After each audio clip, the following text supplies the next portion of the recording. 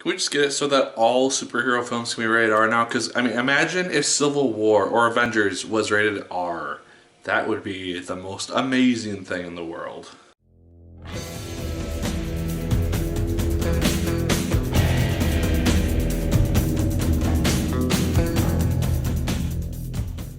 Hello once again, watchers of good movies. My name is Nick Pell, and this is once again coming from my apartment. Now today we are going to be talking about the first superhero film to be released in 2016, and that is Deadpool. Now admittedly, this is a film that I was a little bit skeptical about because I saw some of the opening trailers and I'm like, looks funny, doesn't look fantastic. But this film is actually quite good. Ryan Reynolds just blows it out of the park with his portrayal of Deadpool, and I just loved every time that he was in costume because he just takes on this persona, which is just the right amount of sarcastic and just the funniest banter and the greatest line delivery that I've seen in a very long time in a superhero film, much less a comedy.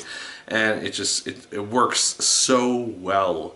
And just whenever he's in costume, whenever he has these action scenes, it just works fantastically, and I love to see him in costume. It's kind of interesting how this one sets up its premise, because we are opened up with Deadpool as Deadpool and just taking down this group of bad guys, trying to hunt down this guy named Francis, and we don't really know why. And then just through various flashbacks, we see kind of the origins of Deadpool and the origins of Wade Wilson. And that part was interesting in regards to how they do it. It was partly the more or less exciting aspects of the film for me. Well, it was very interesting to show him as a regular person and show that he does have a human side to him. He does have this past. He does have this humanity to him in regards to when we see him just undergoing this immense torture, knowing that he's probably never going to see the woman that he loves again.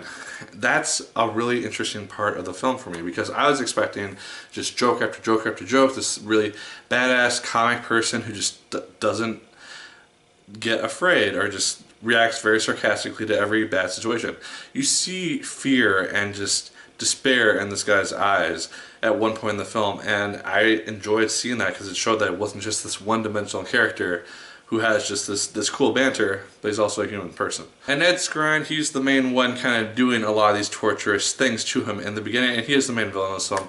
You last saw him in Transporter, which wasn't a fantastic movie by any means. So him as a villain actually works quite well because he takes on this generic British villain type of role, and it doesn't really do a lot. He's not that interesting of a character, but he fits for what the purpose of this film is, because he is this object of revenge, which Deadpool is trying to get to, and he works in that respect. This one is immensely funny. Myself and a very small amount of the audience was laughing pretty much every 10 minutes or less at jokes and just little quipping banner. It's so good at just not taking itself seriously and just throwing in these quips about other superhero films, particularly the X-Men. And just because Colossus is in this film, and they make a bunch of different jokes because it is technically set in the X-Men universe, and I really liked seeing that, because those were easily the funnest jokes, because they're things that you have to kind of more or less be informed about in order to really get them. Like there's jokes about Wolverine origins in regards to that portrayal, Green Lantern, things of that nature, and I really liked seeing that stuff. And this one being R-rated, we got to see blood. We saw a lot of blood. We saw heads getting chopped off. We saw limbs getting detached from bodies. It was just a very different type of superhero film that I've really seen in recent memory. There have only been about 2 other comic book movies which have gotten the R-rated treatment, 300 and Watchmen, and this was the next one, and it does it just in a fantastic way, and it just takes full advantage of it, and if the sequel is anything like it, it's going to just be fantastic because of it. PJ Miller's in this film as well. He adds a variety of different comedic moments. I actually liked his character quite a lot in this film, and he worked quite nicely opposite Ryan Reynolds in those scenes. Miranda McCarran from Gotham, if you watch that show, she's also in this film. She's Wade Wilson's love interest. She's in it, but she doesn't have a huge role outside of the flashbacks and towards the very end. So it almost didn't really seem like she was completely necessary. I don't know the backstory for Deadpool. I haven't read any of the comics in regards to him. So I don't know if this is a regular love story or love interest of his, but I didn't see it as a huge necessity for the point of the film, because honestly the slowest parts were when Ryan Reynolds was not in the Deadpool costume, when he was just Wade Wilson and not in the Deadpool outfit. Those are probably the slowest aspects of the film for me because he takes on this different type of persona. When he's in the Deadpool outfit, he has these really cool quips and lines, and he's just a badass, and he's just fantastic to watch. When he's not in the outfit, he takes on this kind of more relaxed and not as quippy or kind of goofy and weird persona. He becomes more toned down and more basic, and you have to kind of see him as a regular person instead of as a superhero. One thing that I like about the MCU characters is that even when they're out of costume, you can tell that they're the same character. They don't really change how they act or how they talk. Like Iron Man, still the same person in the Iron Man suit as he is as Tony Stark.